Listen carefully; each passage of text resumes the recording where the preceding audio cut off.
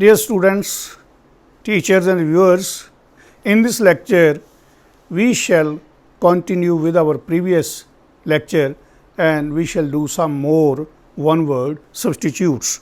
Our first word is a Sikh place of worship, that is called Gurudwara. Gurudwara. Next, a Christian place of worship, church. गिरजाघर है ना, church होंदा Christian place of worship.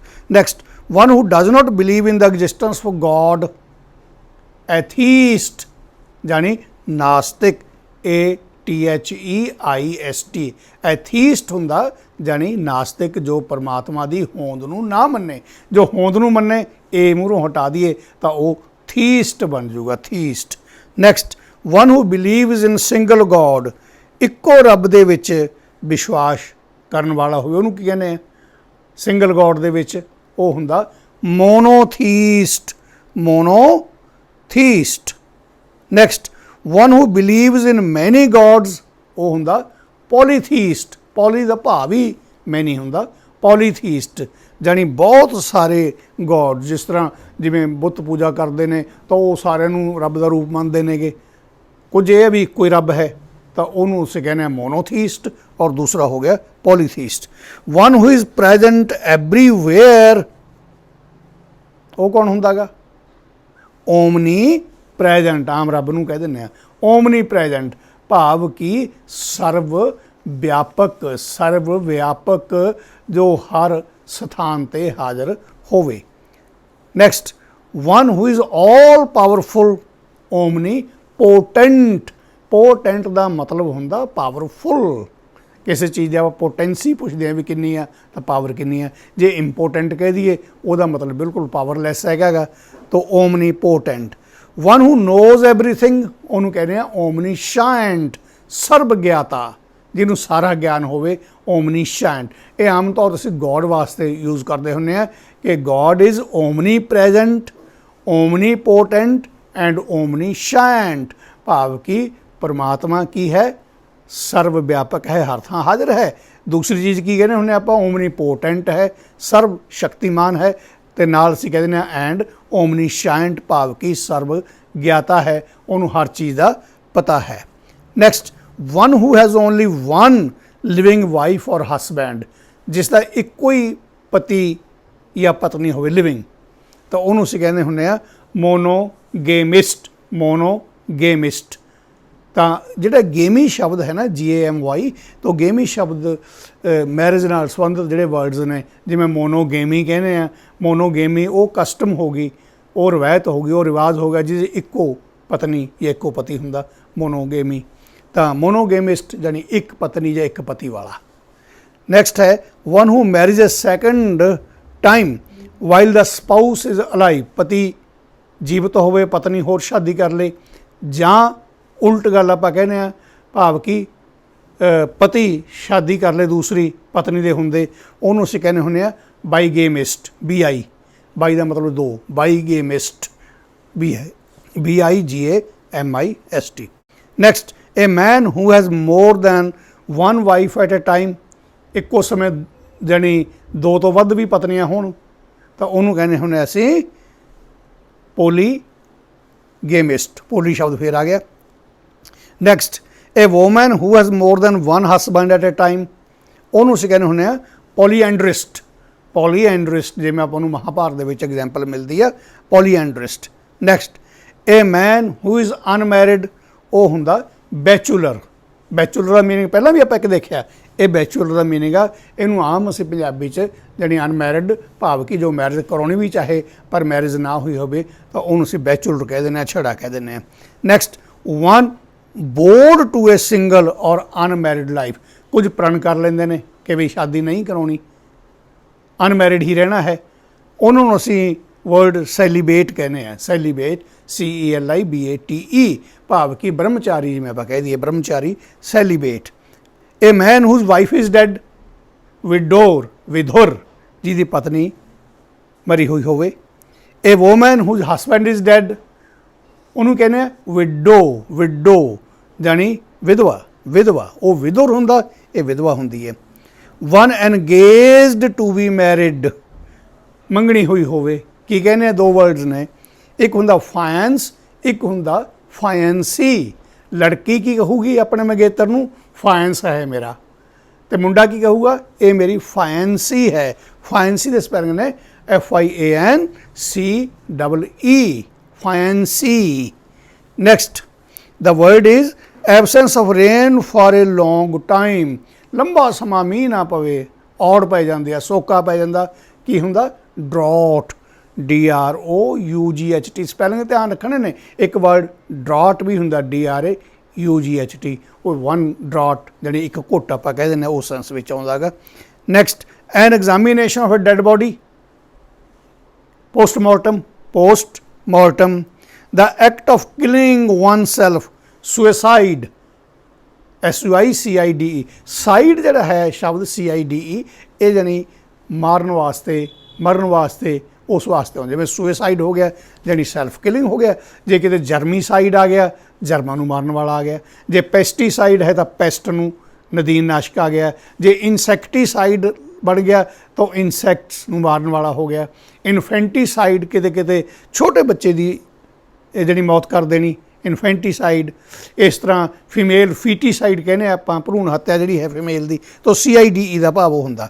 ਅਕਰਿੰਗ after death, ਪੋਸਥਮਸ, ਪੋਸਥਮਸ, ਮਰਨ ਉਪਰੰਤ। ਕਈਆਂ ਨੂੰ ਮਰਨ ਉਪਰੰਤ ਕੋਈ ਅਵਾਰਡ ਮਿਲਦਾ, ਉਹਨੂੰ ਕਹਿੰਦੇ ਵੀ ਹੀ has got this award posthumously, ਜਾਂ ਇਟ ਵਾਜ਼ ਏ ਪੋਸਥਮਸ ਅਵਾਰਡ।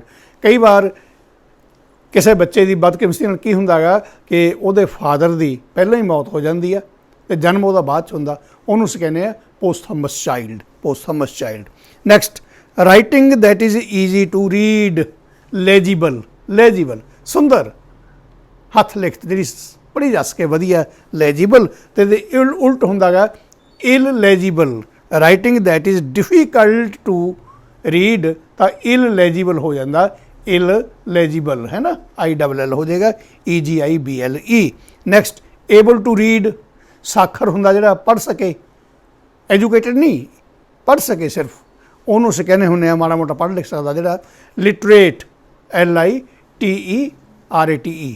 ਤੇ ਅਨਏਬਲ ਟੂ ਰੀਡ ਕੌਣ ਹੋ ਗਿਆ, ਇਲੀਟਰੇਟ, ILLI ਹੈ ਨਾ, ਇਲੀਟਰੇਟ, TERATE, ਜਿਹੜਾ ਬਿਲਕੁਲ ਅਨਪੜ੍ਹ ਹੋਵੇ, ਅਸੀਂ ਕਹਿੰਦੇ ਨਿਰਾਖਰ ਹੋਵੇ। Next, fit for human consumption, edible, EDIBLE। Edible ਹੁੰਦਾ ਗਾ ਜਾਨੀ ਜੋ ਖਾਧਾ ਜਾ ਸਕਦਾ ਗਾ, ਜਿਵੇਂ ਜੋ ਪੀਤਾ ਜਾ ਸਕੇ ਨਾ ਉਹਨੂੰ ਆਪਾਂ ਪੋਰਟੇਬਲ ਕਹਿੰਦੇ ਆ, ਜੋ ਖਾਧਾ ਜਾ ਸਕਦਾ ਉਹਨੂੰ ਆਪਾਂ ਕਹਿੰਦੇ ਆ ਐਡੀਬਲ। ਤੋਂ unfit for human consumption, IN ਅੱਗੇ ਲੱਗ ਜੂਗਾ, ਇਨਐਡੀਬਲ, ਇਨਐਡੀਬਲ ਭਾਵ ਕਿ ਜੋ ਖਾਣ ਯੋਗ ਨਾ ਹੋਵੇ।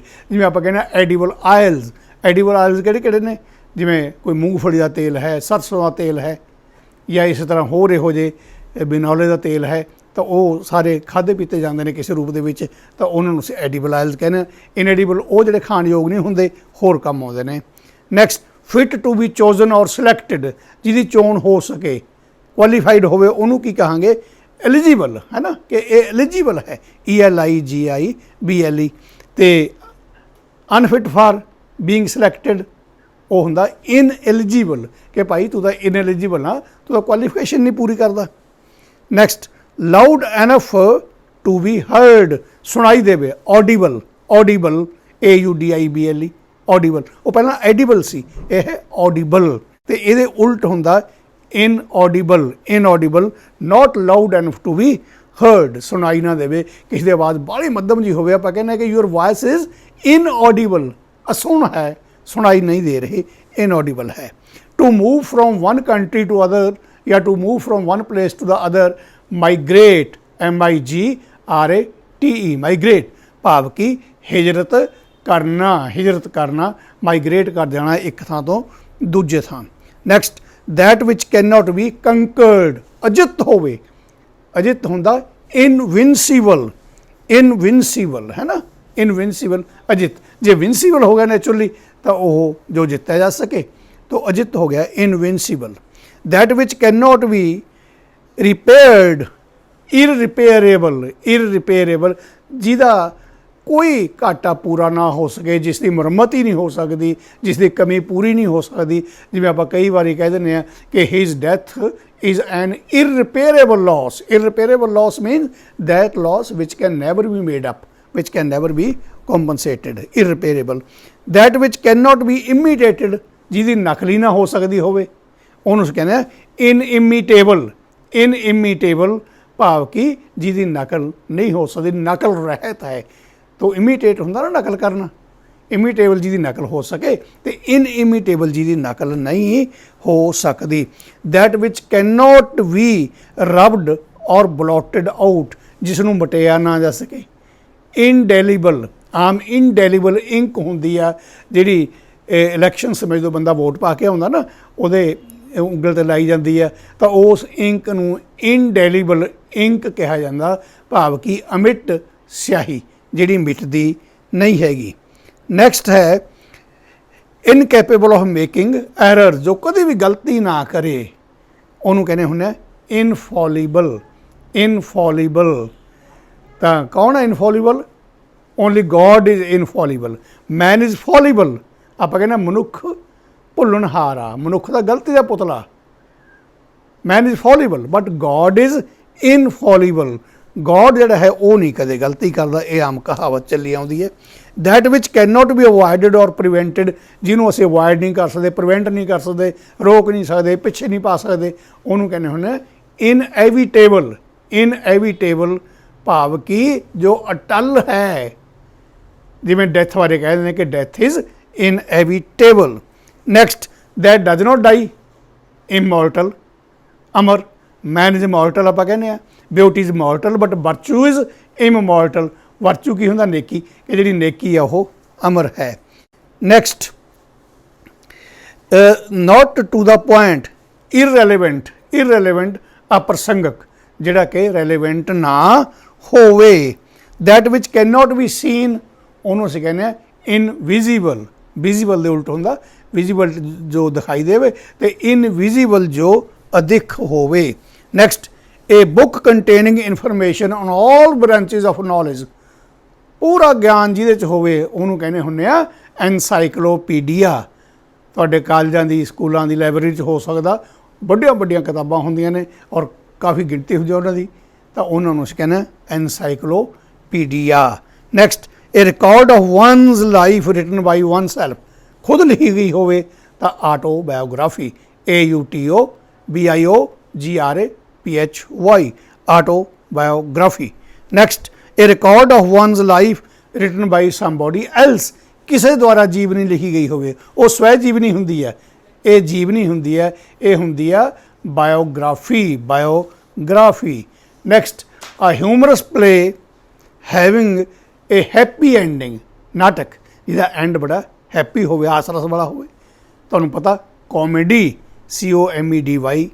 Next a play with a sad or tragic end, ਉਦਾਸੀਜਨਕ ਹੋਵੇ, ਟ੍ਰੈਜਿਕ ਹੋਵੇ, ਦੁਖਦਾਇਕ ਹੋਵੇ, ਉਹ ਕੀ ਹੁੰਦੀ ਆ? Tragedy, TRAGEDY। Next wasteful in spending, ਫਜ਼ੂਲ ਖਰਚੀ ਕਰਨ ਵਾਲਾ ਹੋਵੇ, ਕੌਣ ਹੁੰਦਾ? Extravagant, EXTRAVAGANT, extravagant. Something that can be easily broken, ਟੁੱਟਣਹਾਰ, ਜਿਹੜਾ ਬਹੁਤ ਜਲਦੀ ਮਾੜੀ ਜਿਹੀ ਸੱਟ ਨਾਲ ਟੁੱਟ ਜਾਵੇ, ਉਹਨੂੰ ਅਸੀਂ ਕਹਿੰਦੇ ਹੁੰਦੇ ਹਾਂ ਬ੍ਰਿਟਲ, BRITTLE। ਕਈ ਵਾਰੀ ਕਿਸੇ ਪਾਰਸਲ 'ਤੇ ਜਾਂ ਕਿਸੇ ਪੇਟੀ 'ਤੇ ਲਿਖਿਆ ਹੁੰਦਾ brittle material, handle with care, ਭਾਵ ਕਿ ਇਸ ਮਟੀਰੀਅਲ ਜਿਹੜਾ ਹੈ ਉਹ ਬ੍ਰਿਟਲ ਹੈ, ਮਾੜੀ ਜੀ ਉਰਲਾ ਪਰਲਾ ਕਰਨ ਨਾਲ ਟੁੱਟ ਸਕਦਾ ਹੈ, ਇਸ ਕਰਕੇ ਇਸ ਨੂੰ ਧਿਆਨ ਨਾਲ ਹੈਂਡਲ ਕੀਤਾ ਜਾਵੇ।